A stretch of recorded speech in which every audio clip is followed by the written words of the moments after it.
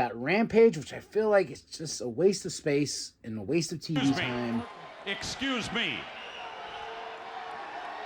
What in the world are you thinking? Mean Gene, the first thing you need to do is to tell these people to shut up if you want to hear what I gotta say. I love rumors, and I hope this is just a rumor. I can't do it. If this is true, if I'm saying this is a rumor, it's a rumor, and everyone's like, you're probably like, what rumor? So WWE is done with Fox. They now debuted on USA, and that's where they're at. And then Raw to Netflix and NXT to CW. 3 solid WWE programming shows. AEW has done the same thing. They got Dynamite, they got Rampage, which I feel like it's just a waste of space and a waste of TV time. It could be used for Ring of Honor. You could use that for Ring of Honor. Then we have Collision on Saturday. So it's already a lot of wrestling on top of each other. But what I like about WWE's is it's Monday, then Wednesday, then Friday, and you're good. You have your weekend. And then it's Wednesday and Friday and Saturday.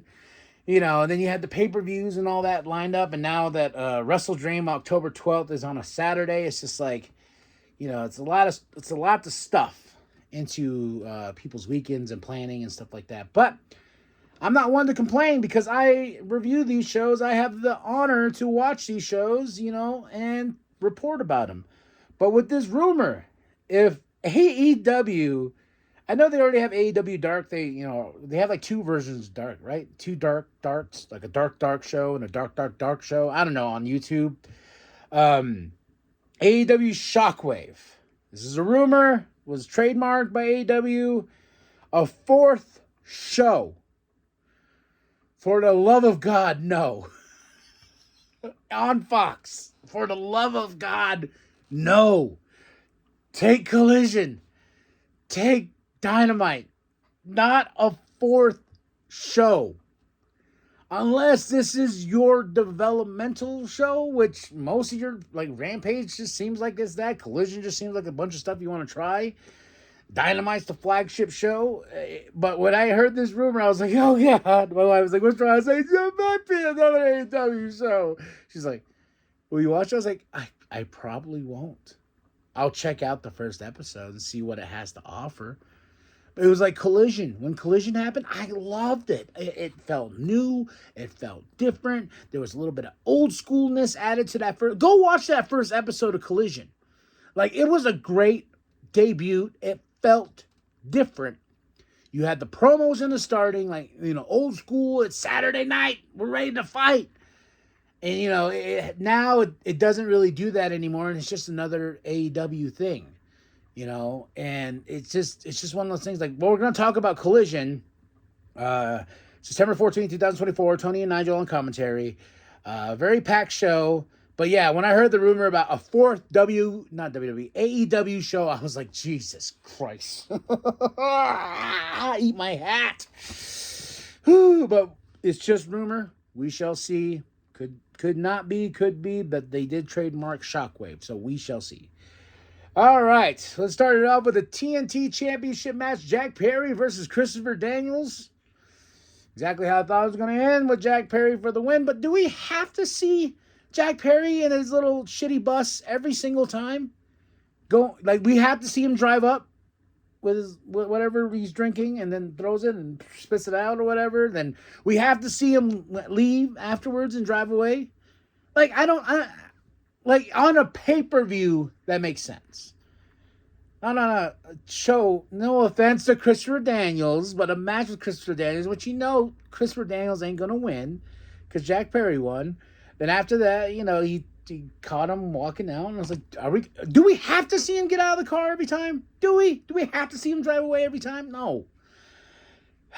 Lexi's with Wheeler Yuta. This was kind of a strange interview because he's like, yeah, well, you know, Brian, blah, blah, blah. What was the question? I was like, I don't know. It was just really awkward. He's in shock still, like all of us.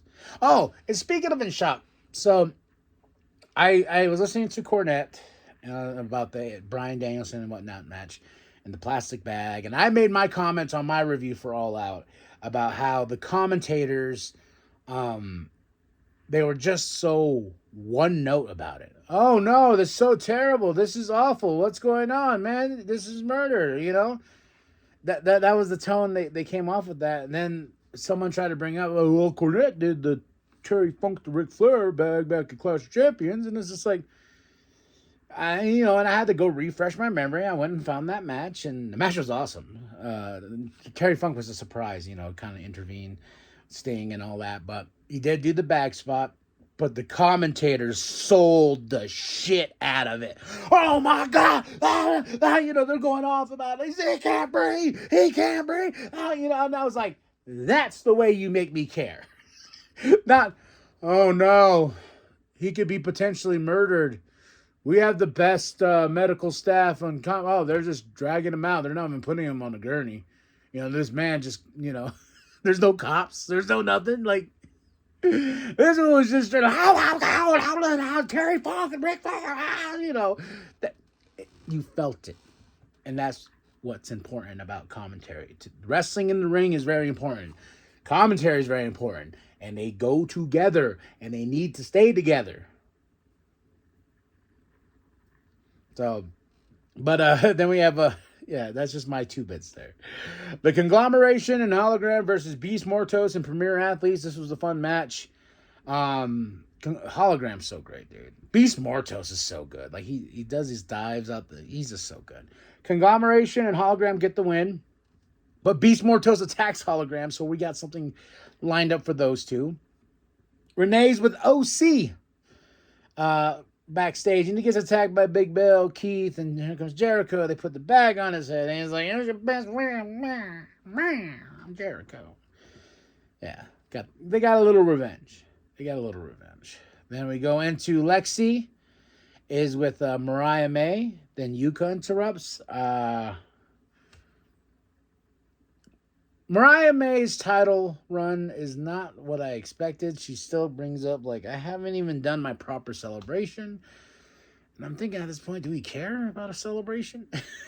When is this celebration? Is it going to be Grand Slam? Do I got to wait weeks after you got this championship? Mercedes Moné, as soon as she got her championship, she had a big old party.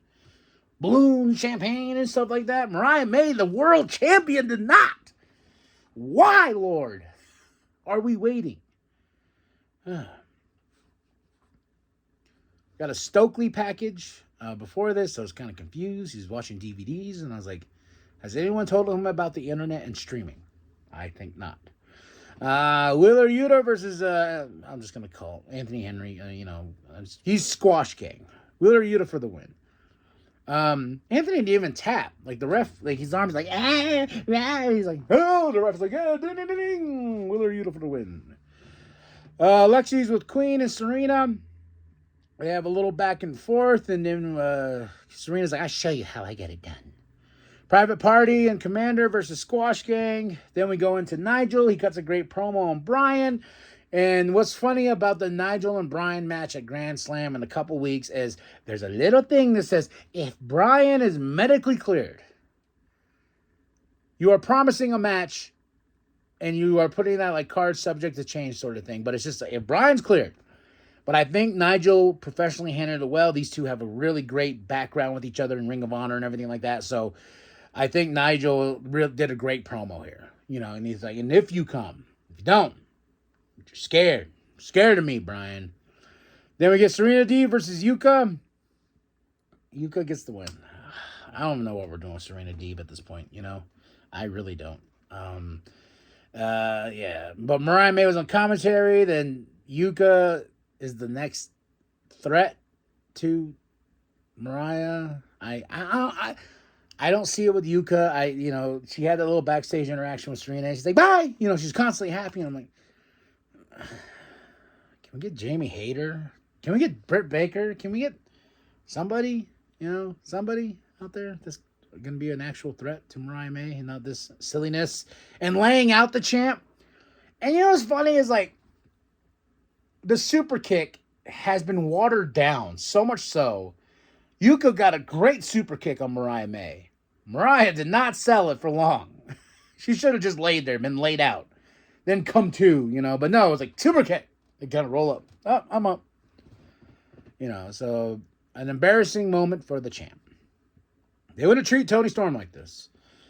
The Outrunners package, love this package. It's like, stakes and weights, basically. And Top Flight, Action Andretti Leo. This made me laugh because it was sort of weird because they were walking and like, oh, that was great food. And Action's like, great food. We're talking about the food.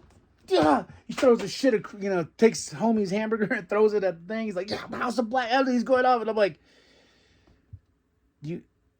so you held this all in while you guys were eating? Then you got mad. And then you threw homie's hamburger? And Leo's like, chill, man, chill. Oh, I think I broke my... Then we get Alexi with Serena, and Queen gets a little jab at Serena. She's like, oh, is that how it's done? Walks off. And then she has her match with Robin Renegade, who's just part of Squash Gang at this point. But Queen gets the win. Serena attacks, and that crowd was dead to this. Like, who cares? Who cares? Like, I was watching that crowd. I was just like, they don't give a shit. Like, they're not even booing Serena Deeb. A couple are like, to participate, but it's just... Grizzled Young Vets versus FTR. This is like, you had these guys be the big reveal at All Out. Oh my God, the Grizzled Young Vets. Oh man, the Grizzled Young Vets. And they're supposed to be this threat that comes inside the company, right? They even said it too. We're gritting our teeth. We are a threat to this tag team division and everything. And they lose to FTR. I would have been much more fine with this being a DQ. Them brawling to the point to where they couldn't, answer to the ref or whatever. But FTR got the win. And, of course, there was an attack after. Then the Outrunners come out? And then there's just a bunch of posing and stuff. I'm just like, what the Grizzled Young Vets were trying to go for. I was willing to give it a chance. I wasn't a fan of it. I was like, Grizzled Young Vets, that's cool. Okay, they want to be a threat. They're telling the Elite. They're telling FTR. They're telling the rest of this tag team division. Then they get beat, and then we end the show with the FTR, with FTR posing with the Outrunners, and it completely just went like, it was fun. It was silly, them posing with each other. But you took something like the Grizzled Young Vets, and that had a little bubble to it. Then now it's just flat with them. Where did they go from here? Sure, they attacked FTR afterwards, but they were chased off by the Outrunners. I don't know. I wasn't really a fan of the show. So, match of the night. Oh, I skipped right over this match because I was talking about Serena and Queen. Bang Bang Gang versus Gates of Agony. No. Even my Bang Bang Gang cannot get me going.